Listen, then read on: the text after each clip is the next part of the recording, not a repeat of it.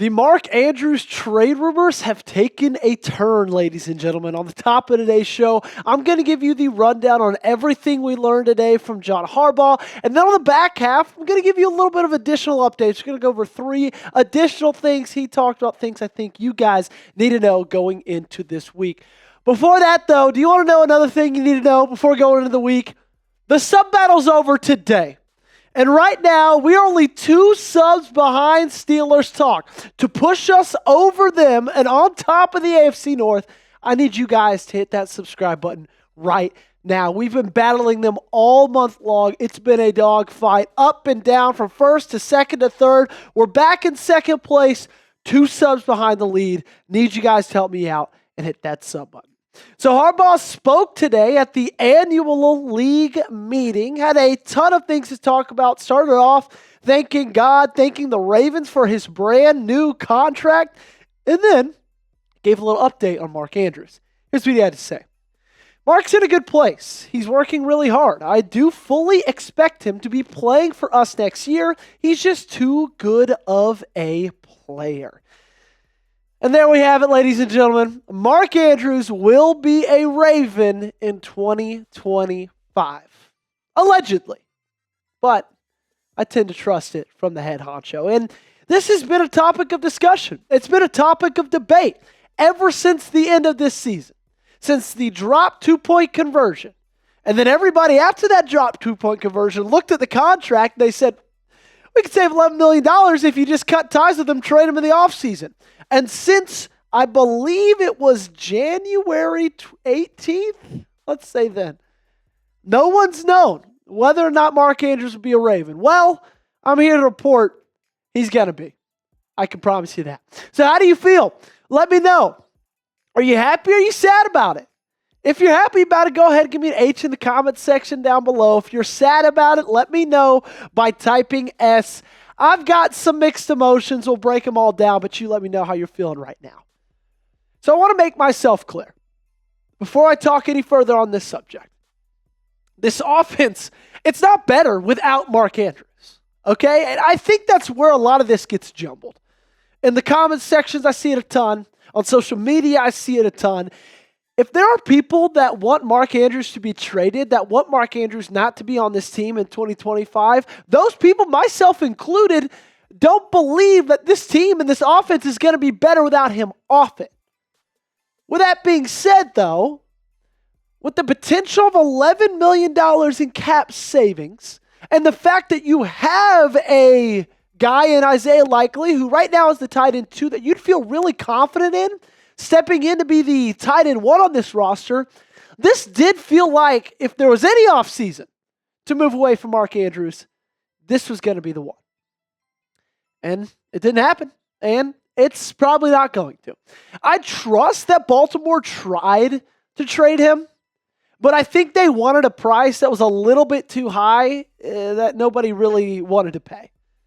I believe they wanted a 3rd rounder. I don't think they were offered anything higher than a 4th.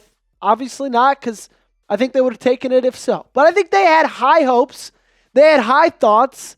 They had high expectations going into a trade, and then that wasn't met. And they said, you know what, we'll cut our losses, and we'll keep him on the roster because at the heart of it, they still believe, and I agree with them, that he is a good football player. And that he still can and will in 2025 give you a lot of great plays. I just thought with the money and with the fact that you had Isaiah Likely, that it was trending towards him not being on this team, especially, I don't know if you guys remember this, but after what Eric DeCosta said at the NFL Scouting Combine, it felt like he was almost giving him a goodbye. I'll let you guys listen right here. Mark's going to go down as one of our great players. He'll be in the Ring of Honor someday. I love having Mark on the team. He's an awesome player. I know he's going to have an amazing season.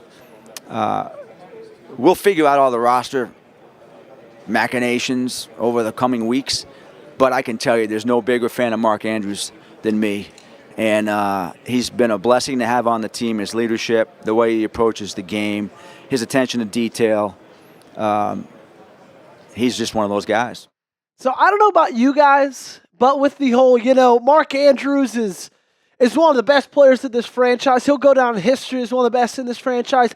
All that's true, but it also kind of felt like it was a goodbye. I'm not the only one who thought that. A ton of different people who cover this team thought that as well. It felt like just kind of one of those things that Eric DaCosta was dancing on the question, dancing on his answer, and it just kind of felt like it was sayonara to Mark Andrews.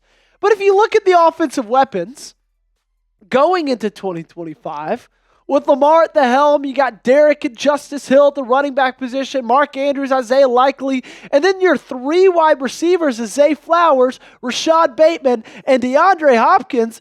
Guys, this team is still incredibly dangerous, and this offense is absolutely stacked.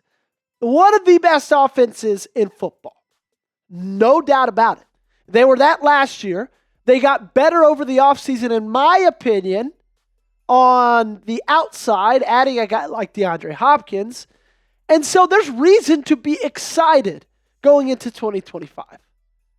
You're always going to be excited with a guy like Lamar Jackson, but you're still going to be returning a guy who just caught 11 touchdown passes for you and Mark Andrews. So coming up, second half of the show, like I promised, we're going to give you a little bit more from Harbaugh. 3 takeaways that I have of everything he had to say at the annual meeting. Before that, make sure you guys go ahead and visit our friends over at Prize Picks. It is the easiest, the most exciting way to play daily fantasy sports. And springtime is here, and baseball season is officially underway. Don't miss your chance to add your favorite players from the diamond in your Prize Picks lineup. Whether it's strikeouts, RBIs, or first inning runs, take your pick of more or less for your shot to win up to 1,000 times your cash today. Sign up today and get $50 instantly when you play $5. You don't even need to win to receive the $50 bonus. It's guaranteed. Prize Picks is the best place to get real money sports action. Join over 10 million users and sign up today. On Prize Picks, you can mix and match player projections from different sports. Combine your favorite baseball players with players from basketball, hockey, esports, and much more. Let's go ahead and take a look at my Prize Picks selections. I went ahead and said, you know what, right? Baseball season is here. Let's go ahead and let's choose some things for the entire season. So I chose the more on Paul Skeens strikeouts with 215.5. The more on Tariq Skubal, pitcher strikeouts, 204.5. Give me Jaron Duran with 7.5 triples more. And then Shohei Ohtani. I mean, he's the Babe Ruth of this generation. Give me 27.5 stolen bases. So make sure you guys go and download the Prize Picks app today and use code CLNS and get $50 instantly when you play $5. That's code CLNS on Prize Picks to get $50 instantly when you play just $5. You don't even need to win to receive the $50 bonus. It's guaranteed. The link to this promo is in the description and comments of today's video. So Prize Picks, run your game. Alrighty, I also got to give a major shout out to all of the people who followed me on X. I said in our video yesterday, in our mailbag, you know what? If you give me a follow, I'll give you a shout out. So here we go. Shout out to Romed, Bishop Matthew E. Bradby, Kren FN1, Madhu Najee, Quan Taylor, Mark Hopkins, Darren Riggins, R.E., George Allison. Of course, if you guys want to follow me like they did, you can find me on X at Joey Petersen 8 for daily Ravens news, daily Ravens coverage. Go ahead and find me right there. Alrighty.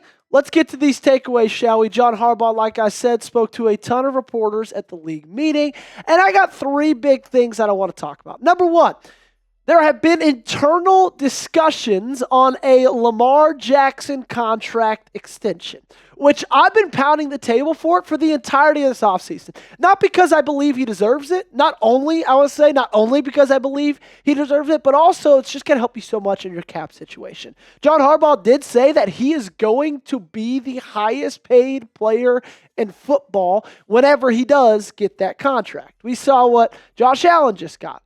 He's not the highest paid player in football, but with the guarantees, he's up there. But let's talk about those cap hits, okay? Because this is the biggest reason to extend him, in my opinion. $74.65 million. That's his cap hit in 2026 and in 2027. That's 25% of this team's salary cap in those years. 23% in 2027. That's a lot. And if you don't extend him, and then you go into 2026 and into 2027 with those cap numbers, you're not going to be able to do anything whatsoever. Alrighty? So as much as I want to keep Lamar Jackson here forever, additionally, I want this team to be able to do things in free agency in the offseason next year and the year after. So extending him is crucial. Make the call. Let me know in the comment section down below. Should Baltimore make Lamar Jackson the highest paid player? If you think so, give me a yes. And if you don't think so, give me a no and let me know why. Get down in the comment section right now. Alrighty, let's talk about takeaway number 2. Trenton Simpson will start at inside linebacker, John Harbaugh said. He also said they would go on and look to add at that inside linebacker position through the draft, most likely. But Trenton Simpson will be the one who starts next to Roquan Smith. And the interesting thing about this is weeks 15 through 18, Trenton Simpson had 15 total snaps. That's not a typo.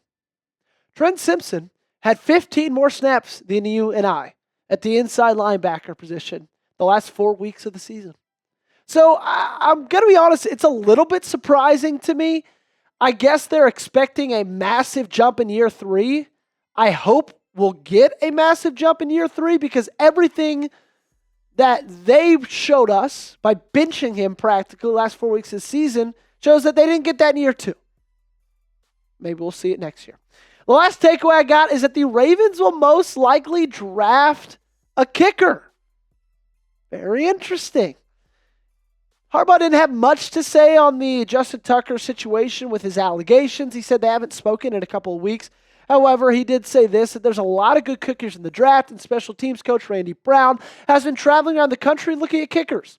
Harbaugh said the team will be prepared to take a kicker if it's necessary. So whether or not Justin Tucker is on this team in 2025, that's to be decided. But whether or not he is, I believe they're going to draft a kicker either to replace him or to ultimately be his replacement, because we all know, due to his kicking prowess this last year, kind of on the tail end of his career. And we'll see what happens come draft time. Thanks so much for watching. As always, every single one of you, I really do appreciate you guys. Make sure you guys go hit that subscribe button. Like I said earlier, make sure you guys follow me on Twitter as well. We'll see you next time.